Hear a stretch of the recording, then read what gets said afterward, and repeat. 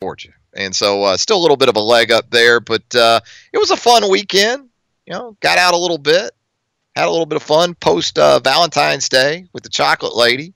She seemed to have a good time. I can tell you this, we're getting to that point where rock shows that start after 10 o'clock at night, we're about to have to take retirement from that. That 1:30 in the morning finish, well, we're getting a little too old for that, maybe. Or at least I am.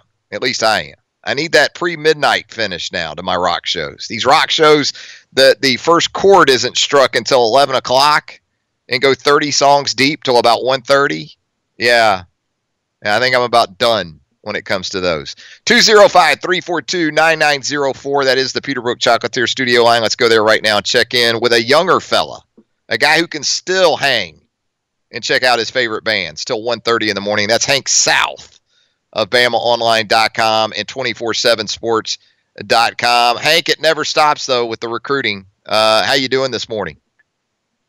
I'm doing good, Travis. Now, I don't know about that. I went to an Elton John concert a few weeks ago in Denver. It started at 8. Now, I was getting pretty tired by about 11. So come on, Hank.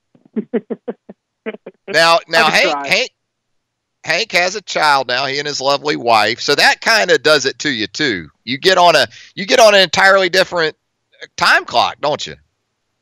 Oh, absolutely. I mean, it's all over. But she's 2.5 now, so she's on a pretty good schedule. But every once in a while, there's a 2:30 a.m. wake up. There's always something. Those earaches, you never know what you're going to get. Yep. But it's a lot of fun, and it is fleeting, my friend. So I hope you enjoy it. We wanted to talk some recruiting with you because it truly does not ever end, especially when you start looking ahead to 2020 and 2021. It is early offer season, I guess it's safe to say, certainly following your coverage in the last few days at BamaOnline.com. A lot of big-name juniors, even sophomores, I guess, very much in the picture for Nick Saban and this reformed, sort of done-over coaching staff. Now, tell us where we're at, though, in this process, because it's not just Alabama. I mean, you see so many of these kids for next year and even 2 years down the road getting these early offers. In most cases, what does that mean? What does it entail as far as the process moving forward? Yeah, absolutely. There's certain times throughout the year where coaches are allowed to get out on the road and evaluate guys. It's called the evaluation period. It's called the contact period. Happens a few times a year on the recruiting calendar. But basically, assistant coaches for all these schools go out on the road. They identify guys they like. Obviously, they have an idea of guys they want to go after or guys they've been interested in the past. They go out and see them in schools. A lot of the times we see these kids tweet offers after coaches visit their schools. They'll have conversations with that assistant. They'll sometimes have conversations with Nick Saban. But, like you said, we see so many offers at this point, and it's not just Alabama doing it. And a lot of the times what these offers mean are invites for kids to come on campus, meet with Nick Saban, talk to him in person, get to know the staff, and in a lot of the cases, the invitations to come to camp in the summer and work out for the staff and kind of go through that process of whether they could really actually earn a committable offer and join the class. So, there's exceptions to that too. Sometimes there's kids that get offers at this point in the process and do have the ability to commit. The coaching staff has watched their film. Nick Saban has watched their film. They kind of meet those critical factors Alabama looks for early on in the process: the height, weight, the speed, all that kind of stuff. And they pass the eye test meeting with Nick Saban. So there's certainly guys out there that have the ability to commit before camping or have camped in the past, and Bama's been familiar with them, and they commit a little bit earlier on. So. It is a lot of offers right now and a lot of guys visiting campus, so it's a lot to cover, but certainly there's always guys that attend junior days like Alabama had this past Saturday that are top targets. They get invited to this junior day, and they're very highly coveted by the staff at this point, so it's always worth watching for. I think this time last year, this junior day that just happened, guys like Justin Boygbe attended it and got an offer. Byron Young attended it. He had just gotten an offer a few weeks prior, and so on. So it's certainly a big event, and there's always a few guys that are in attendance that end up being in the class come signing day. Hank, give us a guy or two maybe from over the weekend. We talk about committable offers at this point in the process. Give us a guy or two that was in Tuscaloosa over the weekend that has that type of opportunity in front of him and maybe fits a need that's going to be a priority for the 2020 class at Alabama. Yeah, there are several. I think you could probably already classify a couple of these guys as top targets. Eric Gilbert, the 5-star athlete from Marietta, Georgia, he's been a guy Bama's been after for a while. I mean, I feel like I've been seeing his name for the past 3 years, and he's a class of 2020 guy. He's the number one athlete in the country, but a lot of people project him as a tight end at the next level. He's 6'5", 248, so certainly kind of fits that billing. But he was on campus. He's been to Bama several times in the past. He's a guy Bama really likes. A lot of people have him kind of pinned to Georgia at this point, obviously being an in-state guy and a top target of the Bulldogs as well. But he's certainly listening to Alabama. He's listening to schools like Tennessee and Clemson. His quarterback, Harrison Bailey, is actually committed to Tennessee, so that's something to watch there too. But he was on campus. I would kind of say he's a pretty big priority for Alabama at this point.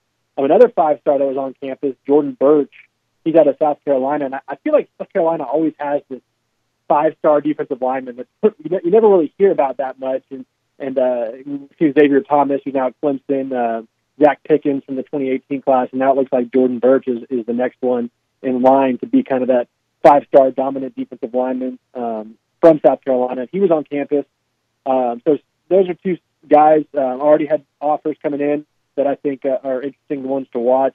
Some others, I think we saw them hand out 10 or 11 offers on Saturday. Guys like Tony Grimes, he's the number one cornerback in the class of 2021, so they're already starting to work on that down the line. Xavier Hill, offensive lineman from Mississippi. Philip Webb, a 4-star linebacker from Georgia, is actually a really interesting name to kind of watch going forward. A lot of people are really high on him, and he's starting to really blow up. He got an offer on Saturday. And there's several more. You can follow the coverage on BamaOnline.com. But, I think this is certainly there's a few in-state guys that we haven't really talked much about from the state of Alabama. Ricky Wright from Etowah in Attala. So he's certainly a lot of interesting names to follow and guys we're going to be hearing a lot more about here in the next few months. I was going to ask you specifically about in-state guys looking ahead to 2020. UA certainly benefited from a great crop of talent in-state for the 2019 class. How is this next group looking maybe in comparison to what we just saw come down the pipe? Yeah, absolutely. It's a really, really strong class. And it's actually, we saw, I guess 2019 was kind of the year of, I guess, both the quarterback and offensive line in the state of Alabama. This year it looks like it could be the year of the receiver with some of the guys in state already. And, it's the year of the skill player on offense. We've already seen Roydell Williams join the class. We've seen Zaylen Worsham from Hewitt-Trussville join the class. But I'm certainly going to need some receivers in 2020, depending on, what happens with these NFL draft decisions next spring. And like I said, they have Worsham already on board, Javon Baker out of Georgia. But, two of the top receivers in the country, in my opinion, are in the state of Alabama, and that's J.J. Evans, who's out of Montevideo, and then E.J. Williams out of Phoenix City Central. So two guys that I think could certainly end up at Alabama. Ben is high on both of them. E.J. Williams was on campus over the weekend. He kind of fits that Justin Ross mold. Obviously, they're former teammates, but he has kind of the same traits at the receiver position as Justin Ross. So, Bama could take care of a lot of his need at the wide receiver position in state in 2020, and it kind of starts with those two guys, J.J. Evans and E.J. Williams. Hank South of BamaOnline.com on a Monday edition of Southern Fried Sports presented by Carty and Lloyd Attorneys at Law and our good friends at Mercedes-Benz of Tuscaloosa. Hank, on Friday, sort of in textbook fashion, a 5 o'clock news dump officially announcing the coaching staff at Alabama, the 7 new hires. We had outlined those for a long, long time at BamaOnline.com, but made official now. As far as the new hires and how they'll sort of mix in with the different areas and regions demographically, their responsibilities. Have you been able to get sort of an initial sense where some of these new guys are going to do most of their work on the recruiting trail? I think that's still kind of being worked out. We've learned a few of the areas where guys are going to be filling in, a few of the important areas at least. And they certainly have guys that have ties to all of these really hotbed regions, especially that DMV area that we've seen them have so much success in. And it was kind of up in the air what was going to happen there with Mike Loxley leaving, but to hire guys like Brian Baker, Holman Wiggins, and Charles Huff, all those guys have ties to that area. South Area as well in Virginia. And so certainly have that area covered with whoever they need. A big question was what was going to happen in Birmingham with Brent Key leaving to go back to Georgia Tech. Carl Scott looks to be filling in there, the cornerback coach now for Alabama. He's going to kind of step into that role, and I think he's a good fit for that spot.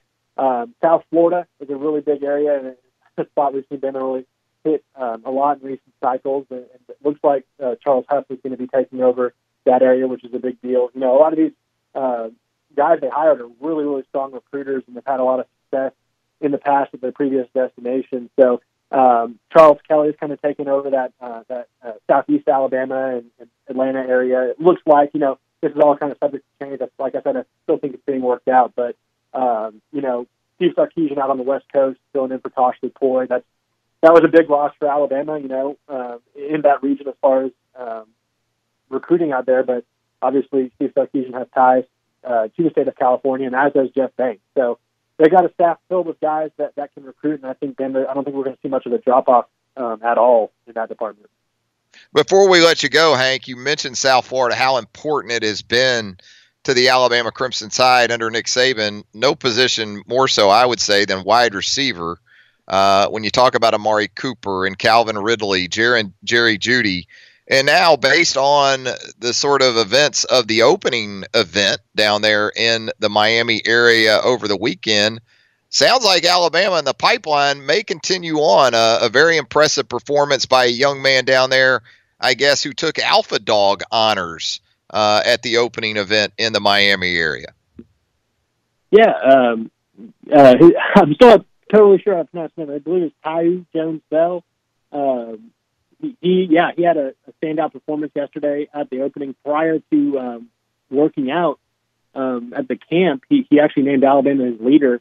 He talked to reporters down there. There's a report up on BamaOnline, but he said that the staff has been hard after him. He's talking to them every day. He said they've compared him to Amari Cooper, a fellow South Florida standout at the receiver position, and he's liking what he's hearing. So, yeah, I mean, Bama kind of year after year, it always seems to be that elite South Florida receiver that they're going after, whether it's Jerry Jeudy, Calvin Ridley, Amari Cooper. They even signed Xavier Williams, who, he's at Alabama now. Could do two big things down the line. So he looks like a guy that could potentially be next in line to be that guy. And I think he really impressed all the onlookers yesterday in Miami. He's rated a 3-star now, but with his performance yesterday and a whole camp circuit to go this spring and summer, and then his senior season, sky's the limit for him.